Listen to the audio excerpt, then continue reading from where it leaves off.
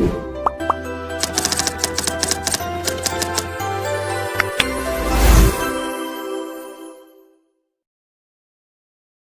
don't think I'll ever forget the exact moment everything shifted. Not the way people say my life changed that day, but the kind of shift where the things you believed in, family, trust, your own sense of worth, start unraveling all at once. It was my brother's voice that broke the silence first, loud and bitter, sharp enough to sting even though I'd heard it 1,000 times before. "You're the reason this family is falling apart," he shouted, face flushed and eyes wild. And then came the real gut punch. My dad, standing across from me with his arms crossed like I was some stranger who'd wandered in uninvited, muttering low but clear, "We'd all be better off without you." I didn't say anything. I couldn't. I just walked out. The door didn't slam. I made sure of that. I didn't want to give them the satisfaction. But this morning, I woke up to 12 missed calls. All from the hospital. But I'm getting ahead of myself. Let me go back and tell you how we got here. I'm Connor. I'm 26 years old, and for most of my life, I've been the background character in my own family. Not the golden child. Not the favorite. Just there. Existing quietly, doing the right thing, keeping my head down. I was the kid who got straight B's and never asked for much. The one who didn't break things, didn't scream at the dinner table, didn't crash the car or sneak out to parties. I figured that would be enough. It wasn't. My older brother, Mason, is the golden one. He always has been. He's 28, and he walks through life like it owes him something. My parents, especially my dad, see him as this unstoppable force, the one who's going to take the family name further, whatever that means. Mason played varsity football, even though he sat on the bench most of the time, and that alone earned him years of praise. Meanwhile, I was quietly teaching myself how to build websites, edit videos, even code a little. I landed my first freelance gig when I was 17. No one said anything. Mom used to say I was the quiet achiever, but even that stopped once Mason dropped out of college and suddenly decided he wanted to start a business. They called him brave for it. Dad co-signed the loan. When I tried to launch my own side hustle, an actual LLC with a few decent clients, Dad told me to wait until I had real experience. I moved out as soon as I could afford it. I wasn't running away, not really. I just needed space. I still came back for birthdays, for holidays, for the stuff that mattered. Even when it felt awkward. Even when Mason found new ways to poke at me, call me the intern, laugh at my clothes, ask if I was still playing YouTube for money. It wasn't just him, though. My parents never stepped in. They let it slide, always. This year, things started getting worse. I don't know why exactly. Maybe it was the tension building. Maybe something snapped in Mason, or maybe I just stopped brushing things off. It started with little things. I'd show up at the house and find my seat at the table taken. No one would ask if I wanted coffee or help with dishes. If Mason needed something, like help moving a couch or setting up his new computer, I was suddenly important again. Then I'd go back to being invisible. The tipping point started a few weeks ago. It was Dad's birthday. Big backyard party, steaks on the grill, the usual beer and bravado routine. I showed up with a gift I'd actually thought through, custom engraved cufflinks with his initials and a small quote from his favorite author. I figured, maybe this time, it'd register. Maybe he'd see that I cared in my own way. But when he opened it, all he said was, "Huh, that's different," before setting them down on the table and moving on. Meanwhile, Mason rolled up 30 minutes late with a box of Cuban cigars and got a standing ovation. I was used to that by now, but what stung worse was what happened after. I was helping Mom bring out dessert when Mason started telling some story about how I cried in gym class back in middle school. Total lie. Everyone laughed, including my parents. No one looked at me. I stood there holding a tray of lemon squares like an idiot, face hot, jaw clenched.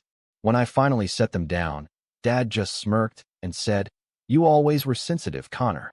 After that night, I decided to put some distance between us. I ignored a few texts, skipped one of the Sunday dinners. I needed air. I needed perspective. But that only made things worse. 2 days ago, Mom called to guilt trip me. She asked if I'd forgotten I was part of the family. Said Mason was worried about me, which was laughable. When I didn't bite, she asked me to at least come by for dinner Friday night. Just the four of us. "It'll be nice to catch up," she said. Reset. Against my better judgment, I said yes. I figured maybe they missed me. Maybe it would be different. It wasn't. Dinner was tense from the start.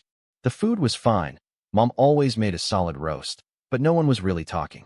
Mason was on his phone half the time, and Dad just kept sipping his beer, eyes flicking between us like he was waiting for a show to start. I tried to keep things light, asked about Mom's garden, brought up a project I was working on. Blank stares. Grunts. Mason said, "Sounds like a lot of time to waste on something no one's ever gonna see." I told him, calmly, that I actually had a few clients who liked my work, that I'd built a pretty steady income and was even thinking of renting a bigger place next year. That's when Dad laughed and said, "So you finally gonna get a real job?" Something broke in me then. Not loud, not dramatic, just a quiet snap. I put down my fork, pushed my plate forward, and said, "Why do you even invite me if everything I do is just a joke to you?" That's when Mason leaned in, voice rising. "Because you need to hear the truth for once. You're the reason this family's falling apart." His voice echoed in the dining room. Mom looked down at her plate. Dad didn't miss a beat. He nodded slowly, then said, "He's right. We'd all be better off without you." I didn't argue. I didn't cry. I just stood up, grabbed my coat, and walked out. It was dark when I got back to my apartment. I didn't sleep much. I kept replaying their words, wondering how we got here, wondering how I ever believed I was part of that family. I ignored every call and text that came in that night. Then came this morning. I woke up to 12 missed calls, all from the hospital. And now, I don't know whether to pick up the phone or let them find out what it feels like when I'm the one who walks away. I stared at my phone for a long time. Just stared. 12 missed calls, all from the hospital. No names, just the same generic caller ID repeating over and over, like an alarm I'd slept through. I didn't feel fear at first, just confusion. Dull confusion, the kind you get when your body wakes up before your mind does.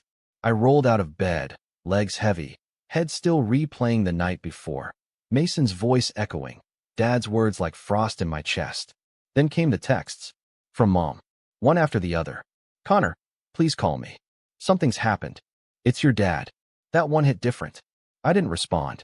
Not right away. I just sat on the edge of my bed, the sunlight creeping in through the blinds like nothing had changed. But everything had. Because the truth is, I didn't feel panic. I didn't feel anything. That's when I realized just how far they'd pushed me. I'd always assumed that no matter how bad things got, some primal part of me would still care, still need them. But in that moment, staring at my phone, all I felt was cold distance. Like I was watching a stranger's emergency unfold through someone else's screen. Eventually, I called. Not because I wanted to, but because I needed to know. A nurse answered. Polite, professional, detached. She said my dad had been brought in with chest pain. Possible heart attack. Stable now, but under observation. They were trying to reach family members in case things changed. I thanked her. Hung up. And still, no part of me moved to rush over. Instead, I sat in silence, letting the weight of everything settle, letting the irony bloom. "We'd all be better off without you," he'd said. Less than 12 hours later, his heart gave out mid-sleep. I don't say that with bitterness, just observation. Like the universe had been listening. An hour later, another call. This time it was Mason. I let it go to voicemail. His message was short, clipped, almost robotic. "You need to come. Dad's asking for you." That was new. Dad never asked for me.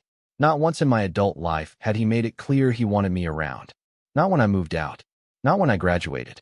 Not when I got my first big client and emailed him a video I was proud of. But now, when he's scared and wired to a monitor, now he remembers my name. I didn't go. Not that day. Instead, I cleaned my apartment. Scrubbed the kitchen counters, vacuumed under the couch, organized the cables behind my desk. I needed control over something. Needed to ground myself in a space where I wasn't invisible. By evening, Mason had called 3 more times. Mom twice. I didn't answer any of them. I turned my phone off and went for a walk. Cold wind, empty streets, my footsteps echoing in the quiet. I thought about how many years I'd spent bending myself to fit into a mold they never made room for. How many holidays I'd shown up out of guilt, only to leave feeling smaller than when I came in. I thought about the tray of lemon squares I'd held like a peace offering. The laughter. The look on Dad's face when he said it. "We'd all be better off without you." I don't know when it became normal for me to accept so little. The next morning, I caved and went to the hospital. Not because I forgave him. Not because I missed them. But because I needed to see him. See the man who thought cutting me down made him taller. I walked into that sterile white room expecting to feel something. Rage, sadness, relief. But all I saw was a tired man, hooked up to machines, eyes closed, the lines around his mouth tighter than I remembered. Mom was sitting beside him, mascara smudged, hands clenched together like a prayer gone unanswered. Mason stood in the corner, arms crossed, avoiding eye contact. When I walked in, they both looked up. Mom spoke first. "Connor, thank you for coming." Mason didn't say a word, just nodded, barely. I didn't sit down. I stood there, near the door, heart steady. After a long silence, Dad opened his eyes. Groggy, unfocused. Then they landed on me. "Connor," he croaked, voice thin like smoke. "You came." I waited for something. An apology. A hint of regret. But all he said next was, "I didn't mean what I said." I wanted to believe that. I really did. But the thing about a lifetime of being second best is that you start recognizing hollow words before they hit the floor. "I think you did," I said quietly. "You just didn't think it would echo back." He flinched at that. Just slightly. But he didn't deny it. Mom jumped in. "He wasn't thinking clearly, Connor. He was upset. Tired. You know how he gets when." "I know exactly how he gets," I interrupted. "I've known since I was 10. No one spoke after that. The heart monitor kept beeping, steady and slow. I stayed 5 more minutes, maybe 6. Then I turned and left. That should have been the end of it. Me walking out again, this time for good. But that night, something changed. It was late when I got home. Nearly midnight. I'd barely kicked off my shoes when I got a text from my cousin Sarah. We're not super close, but she's one of the few relatives who's always treated me like a full human being, not just Mason's awkward shadow. The text just said, "Hey, wanted to check on you. Heard what Mason did. That's messed up." I blinked. "Reread it." "What Mason did?" I replied. "What do you mean?" 3 dots appeared, then disappeared. Then came the bomb. "You didn't hear? He told people you refused to come to the hospital unless Dad promised to put you in the will." My stomach dropped. I called her immediately. She picked up fast, voice hushed but urgent. "I was at Aunt Linda's," she said. "Mason was there, telling everyone you were blackmailing your way back into the family. He made it sound like you threatened them. Said you were only visiting Dad for money." I couldn't breathe. Not because I was shocked that Mason lied, but because of how easily everyone believed it. I hadn't said a word about money. I didn't even want anything from them. But Mason knew exactly how to twist the knife. He knew I wasn't there to defend myself. He knew how to take my silence and smear it into a motive. Sarah kept talking. "He said you've always been jealous, that you resented him for being successful." I laughed bitterly. "Successful? He's living off loans Dad co-signed. I have a business. Clients. I pay my own bills." "I know," she said. "But you know how it is. They all eat up whatever Mason says. He's the good one. Always has been." My hands were shaking. Not from fear, but fury. A slow, cold kind of fury. The kind that creeps into your spine and whispers, "Enough is enough." That night, I didn't sleep. I pulled out my old hard drive, the one I hadn't touched in months, and started organizing files. Contracts, invoices, screenshots, video backups. Every bit of proof I had that I built everything on my own, without help, without handouts. And I started documenting. Not for them, not even for Sarah, but for me. I wanted the truth lined up, airtight. I didn't know yet how I'd use it. But I knew one thing. Mason had drawn a line in the sand. He wasn't just trying to undermine me. He was trying to erase me. Rewrite the story so I'd be the leech, the manipulator, the outsider clawing his way back in. He didn't realize I'd been documenting things for years. Old texts, passive-aggressive emails, voice memos from phone calls I'd recorded when I suspected he'd twist my words. I wasn't paranoid. I was prepared. Because people like Mason, they don't stop unless someone makes them. By sunrise, I had everything sorted. But the real twist came that afternoon. I got another call from the hospital. Not about Dad. This time it was the billing department. "Hi, is this Connor Reynolds?" the voice asked. "Yes. This is just a courtesy call regarding the card you provided for your father's procedure. We wanted to confirm the charges before processing." My mind blanked. I didn't provide a card. The woman paused. "It's listed under your name. Same address as the one we have on file for the emergency contact." I asked her to read it out. It was my old address, the one I used to live at before Mason moved in after I left. My jaw clenched. "Don't process anything," I said. "That card is not authorized." I hung up. And I knew. He used my name. My identity. To pay for Dad's hospital bills. Probably to look like a hero. Maybe even to make me look guilty if it came out later. I sat there, heart pounding, as the pieces fell into place.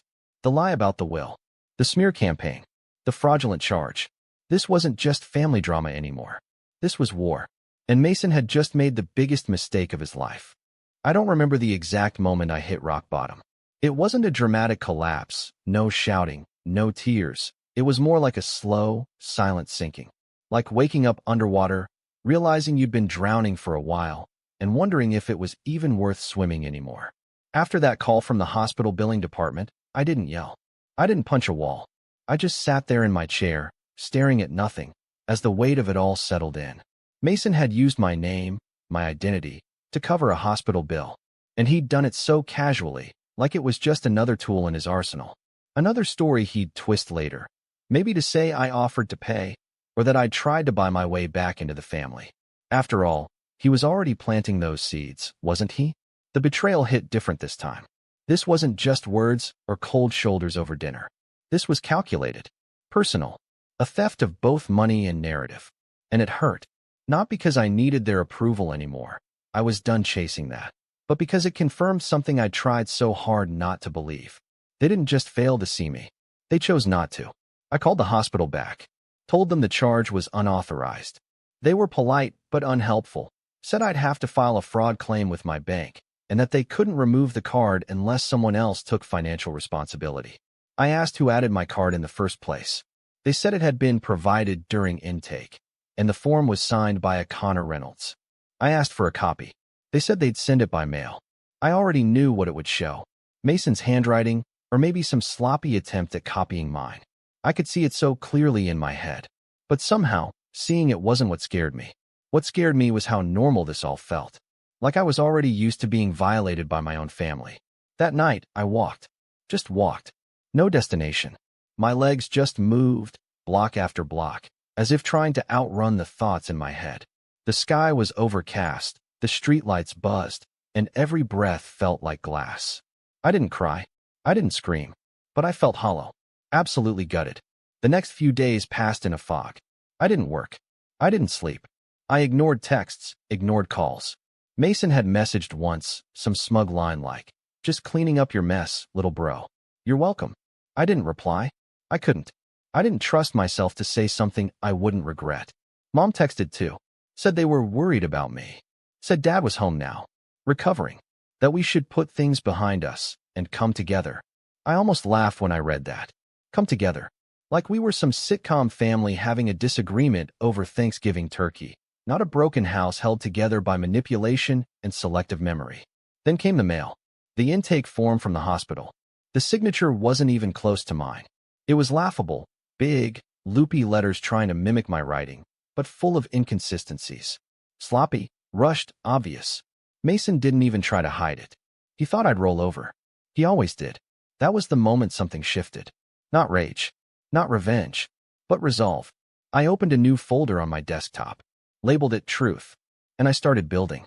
Every email, every voicemail, every screenshot of Mason's texts, every receipt showing my real address, my actual bank info, my business activity. I pulled copies of my LLC filings, dated years ago, proof that I wasn't freeloading or jealous or still figuring things out. I found photos, old ones, from family dinners where Mason would crop me out before posting them online, from parties where I was the one behind the camera, never in front of it. And I started writing. Not a Reddit post, not a letter, but my story. For the first time in my life, I stopped editing myself for them. Stopped shrinking to fit into the version of me that made them comfortable. I wrote down everything.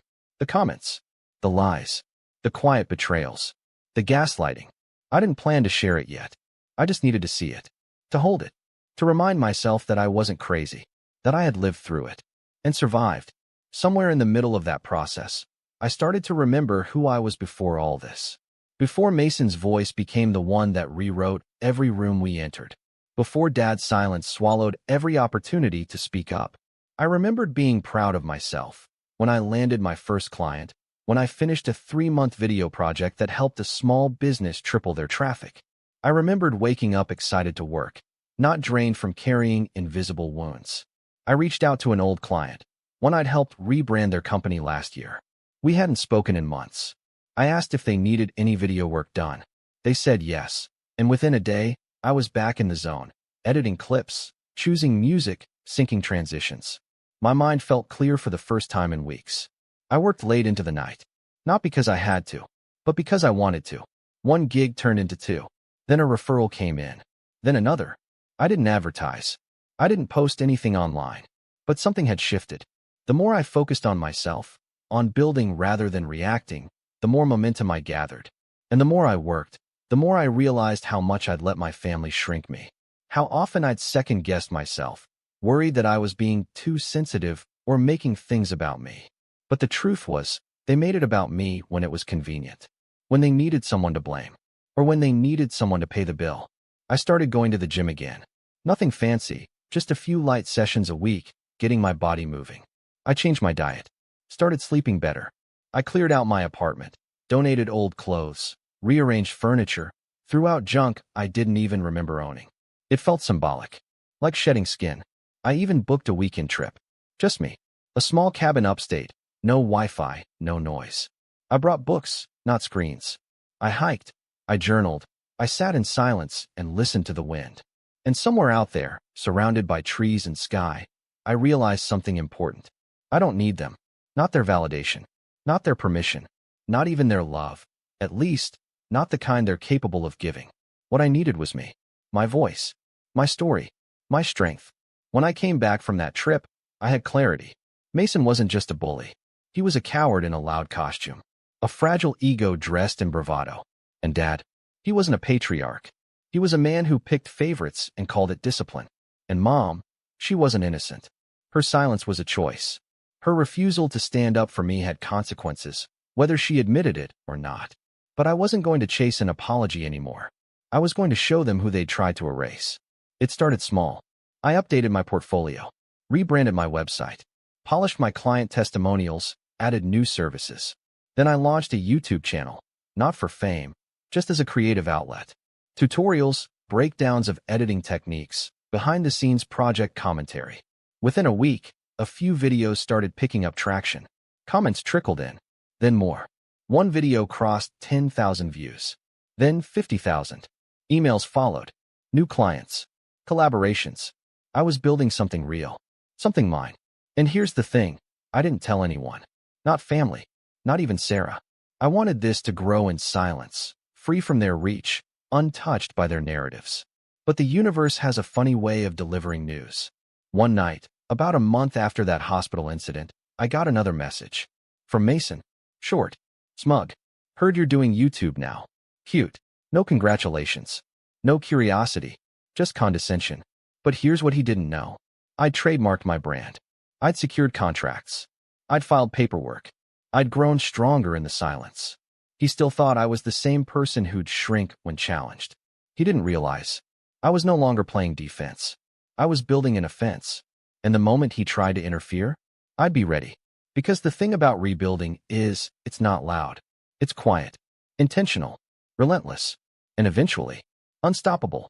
I didn't set out to get revenge. Not at first. For weeks after I started rebuilding my business and recentering myself, all I wanted was peace. Silence. A life where my name wasn't dragged into lies, where my accomplishments weren't used as punchlines, and where I could wake up each day knowing no one could take credit for what I'd built. But sometimes, especially when you've been used and discarded for years, peace can only come after justice. And justice doesn't show up by accident. It started with the credit fraud. I hadn't forgotten about that. Mason using my name and old address to slap my identity on Dad's hospital bills. I'd already filed a report with my bank and was working with them to investigate the charge. But I needed more. Something that wouldn't just reverse the charge but prove, without question, what he did. That's when I remembered something. A year ago, when I was living at that old address, before Mason moved in, I installed a small security camera above the door. It wasn't some high-end system, just a basic motion-activated camera that uploaded footage to a cloud account I hadn't touched in months. I'd installed it after someone stole a package, but when I moved out, I forgot to take it down. It wasn't connected to Wi-Fi anymore, but I remembered that it had an SD card. And I knew Mason. I knew he didn't notice things that weren't about him. Odds were, that camera was still there, dead and dusty, but still holding data. The next morning, I drove by the old place. Parked across the street. Just watched for a while. Mason's truck was there, same vanity plate. M4 Son. Subtle as ever. No sign he was home. I waited until he left, probably off to the gym or to brag somewhere, and I made my move. The camera was still there, hidden in the porch light housing, exactly where I'd left it. I popped it open, yanked the SD card, and left. Fast. Back home, I dug out an old adapter and plugged the card into my laptop. Most of the footage was ancient, me grabbing takeout, the landlord fixing a leak, a raccoon doing unspeakable things to a trash can. But then I found the one. Dated 3 weeks ago. Timestamped 2 hours after Dad was admitted to the hospital. Mason, walking out the front door, wearing a hoodie and holding a clipboard, looking both ways before locking up and heading to his car. It didn't show him signing the form, but it placed him at the address tied to the fraudulent hospital charge. And most importantly, it proved I wasn't there. I saved the clip, backed it up 5 times, uploaded it to my Truth folder. Step 1, complete. Next, I reached out to Sarah. I hadn't told her much since the last time she messaged me about Mason's smear campaign, but I figured if anyone in the family would be open to hearing the truth, it'd be her. I sent her the video and asked, "Do you think anyone in the family would believe this matters?" She called me instantly. "Oh my God, Connor," she said. This proves he's lying." I explained everything. The charge, the signature, the voicemail, Mason's text, and the video footage. Her voice was low and shaky. "I knew he was bad," she whispered. "But this is next level. This is criminal." That word hung in the air. Criminal. It wasn't just family drama anymore. It was legal. Sarah didn't hesitate. "You need to do something with this. Expose him. Go public. Tell the family. Call the cops. Whatever it takes." I wasn't ready to go full nuclear yet. Not until I had everything lined up. But I told her I had a plan. And I did. Because Mason's greatest weapon was narrative. He controlled the version of me people knew. The lazy brother. The bitter one. The jealous nobody. So before I could burn his bridge, I had to rebuild mine. I started with the truth. I wrote a letter. Not a rant. Not a revenge post. Just a letter. To every extended family member who'd been fed Mason's lies. Aunt Linda. Uncle Greg. Cousin Olivia. Even Grandma Rose.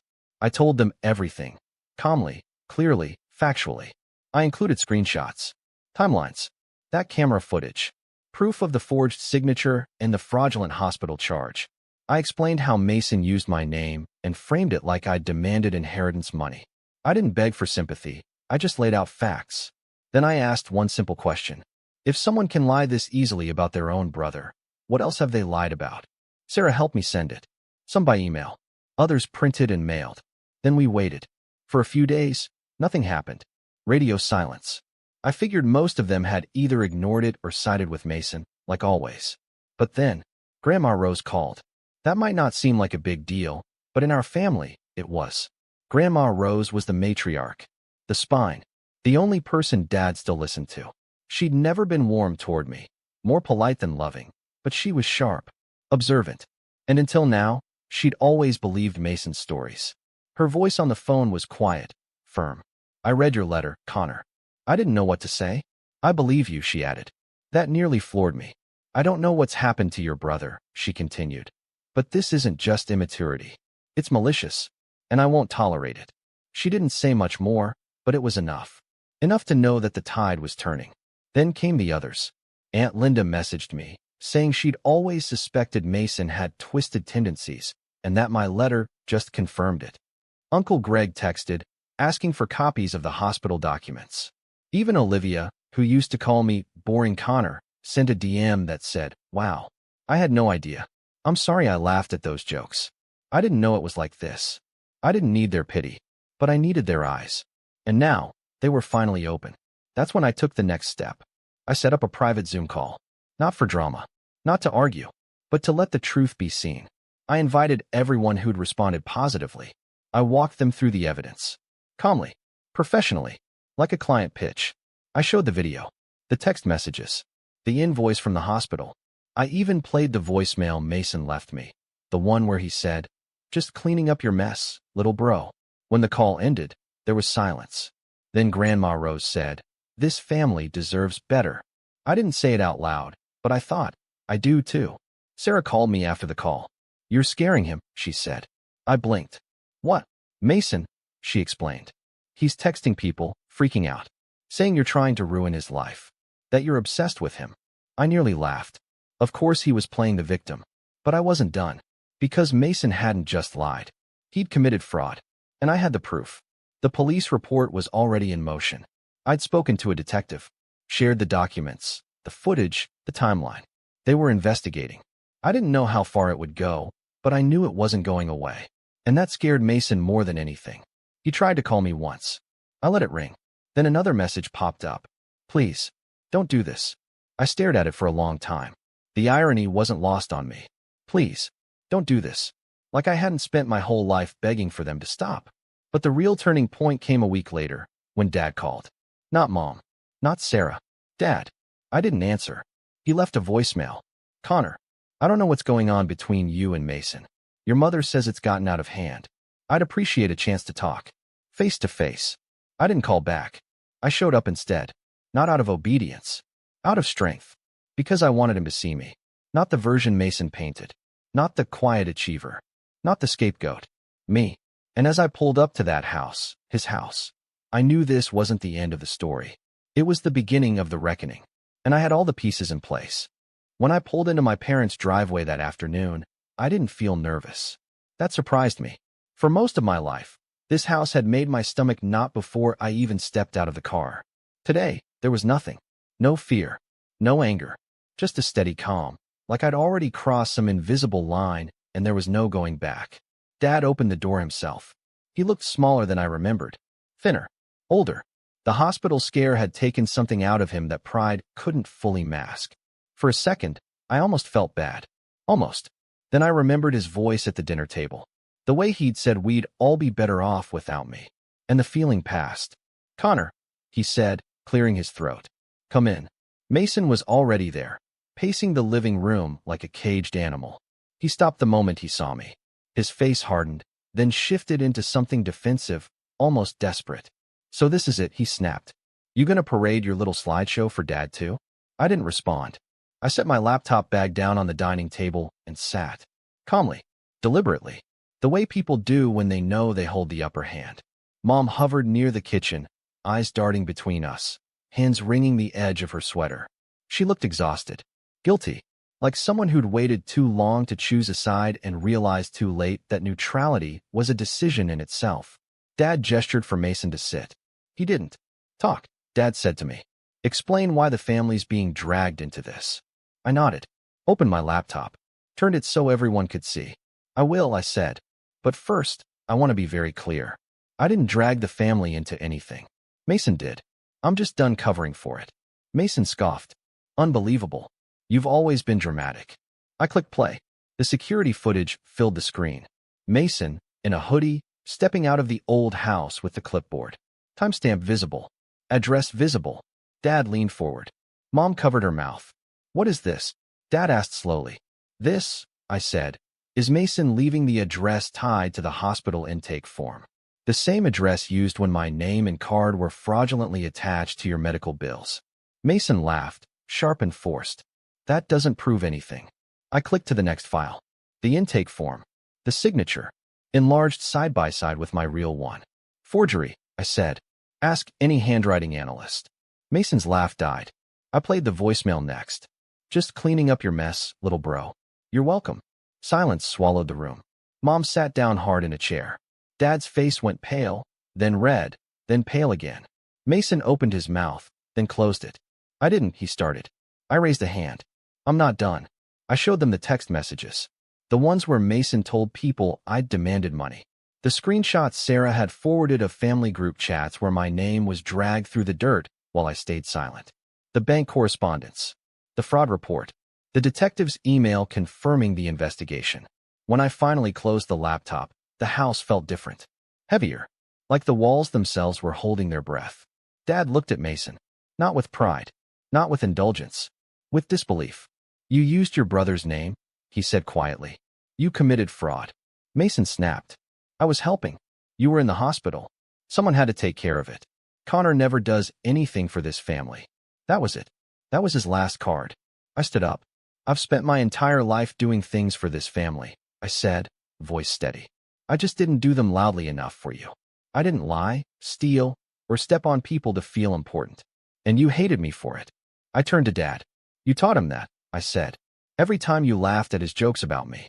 Every time you called my work a hobby. Every time you stayed silent while he tore me down. You didn't just pick a favorite. You created a monster and called it leadership. Dad didn't respond. He couldn't. Mom started crying. Quietly. The kind of crying that comes with realization, not shock. I didn't know, she whispered. I looked at her. You knew enough. Mason took a step toward me. You think you've won? He hissed. You think this makes you better? I met his eyes. No. It makes me free. 2 days later, the police came to the house. Not for me. For Mason. Fraud charges. Identity misuse. Falsifying documents. The detective was polite but firm. Mason tried to argue, tried to spin, tried to blame me. It didn't work. Evidence doesn't care about charm.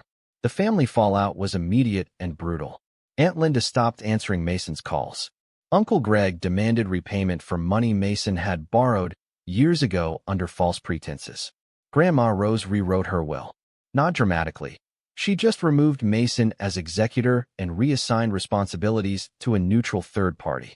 Dad didn't speak to Mason for weeks. When he finally did, it wasn't forgiveness he offered. It was disappointment. And that hurt Mason more than any punishment ever could. As for me, I walked away. Not in anger. Not in silence. But with closure. I declined every attempt at reconciliation that came with conditions attached. I refused to be the glue that held together a structure built on lies. I kept my distance. I focused on my work. My channel grew. My business doubled. I moved into a new place. Bigger, brighter, entirely mine. One evening, months later, Dad called. He apologized. Not perfectly. Not completely. But genuinely. I accepted it without reopening the door. Mom sends occasional messages. They're careful now. Measured. Respectful. Mason? Last I heard, he's still telling people his brother ruined his life. Maybe he believes that. But here's the truth. I didn't ruin anything. I just stopped letting myself be the family scapegoat. And when I finally walked away, I didn't take revenge with shouting or cruelty. I took it with the truth. And the funny thing about the truth? It doesn't need to raise its voice to be heard. I'd love to read from it. And this section says, do I have your permission, both of you, if I could read yes, you a do. small Please, Jay, please read. Yes. So you both say, this book is for anyone with a mother, father, partner, or child who may have experienced trauma.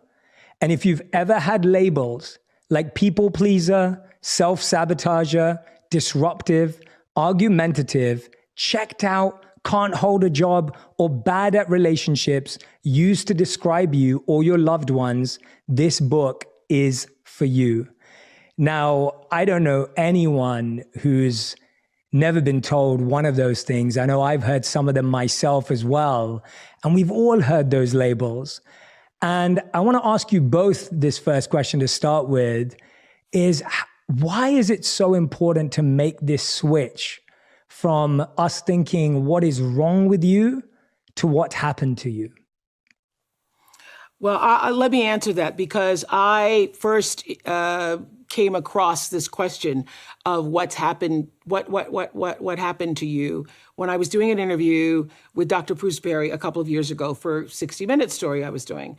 Now, I've known Dr. Perry for over 30 years. I first started interviewing him in the early 90s, late 80s, early 90s on the Oprah show when we were talking about raising children and how important it is those first 0 to 6 years. So I've been hearing about what it means to nurture and support the brain early on. It wasn't until that conversation a couple of years ago. I don't know whether, I think it's because of where I was in my life at the time. I opened a school in South Africa. I've had these wonderful, brilliant girls who come from traumatic backgrounds, grow up and have really serious mental health issues. And I was trying to, at the time, figure out what are we doing wrong at our school? Something's really wrong here. And in that interview with Dr. Perry, he said, you know, most people ask the question when kids are not behaving the way you want them to behave, of what's wrong with them. We really should be asking about what's happened to you. And something went, aha, aha, aha, in my brain. It was like a major moment, like I got it in a way that I hadn't received it before. And I realized that it's not just for children that you ask that question, but it's really everybody.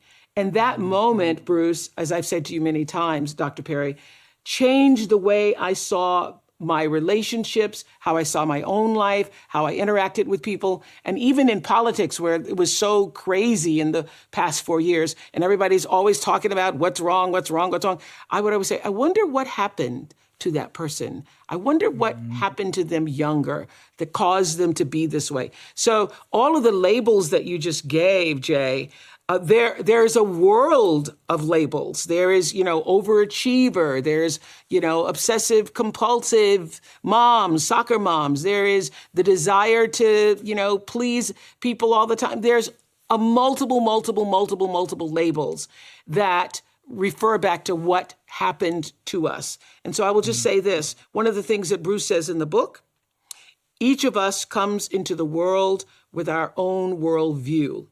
And that worldview is actually shaped from the crib.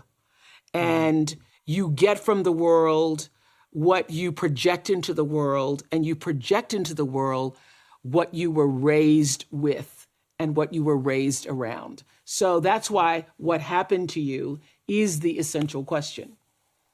So beautifully said. And I wish my brain had aha moments that sound like that, Oprah, too. So